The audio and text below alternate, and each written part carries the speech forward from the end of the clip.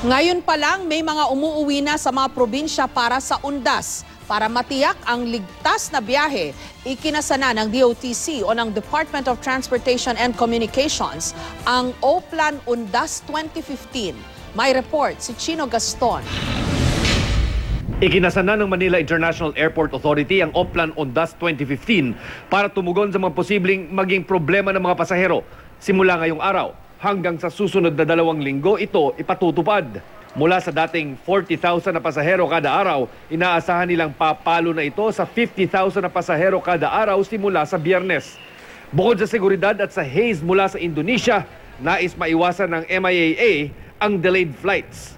Karamihan lang talaga ng problems revolved around the delays. So it is already an SOP that there should be already an aircraft spare, just to be able to accommodate or cushion certain inconveniences.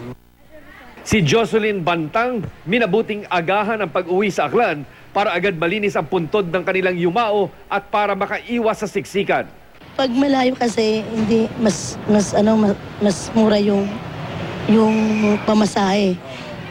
Pag malapit na yung pag 31, gano'n mas mahal.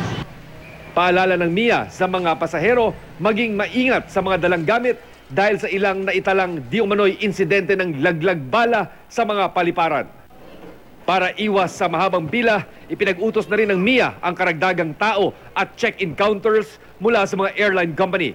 Bukod dito, magtatayo rin ng Public Assistance Desk. Simula October 30 hanggang November 2 naman, ipatutupad ng Department of Transportation and Communications o DOTC ang kanilang O-Plan Ligtas Biyahe Undas 2015. Inaasahan kasi ang dagsa ng mga tao sa mga araw na ito. Magdamag ng magkakaroon ng mga action center at help desk. Karagdagang security personnel at K9 units din ang ipakakalat sa mga terminal ng bus, paliparan at pantalan. Nariyan din ang first aid station, charging station at karagdagang mga upuan. Maigting ang isinasagawang inspeksyon sa mga pampasaherong bus at mga sasakyang pandagat. Dapat kompleto ang papeles, nasa kondisyon ng sasakyan, maging ang mga magmamaneho. Magpapakalat din ng mga magpapatrolya para sa agarang pagresponde. Regular naman ang operasyon ng Light Rail Transit o LRT Lines 1 at 2, Metro Rail Transit o MRT Line 3 at Philippine National Railway o PNR. Chino Gaston, GMA News.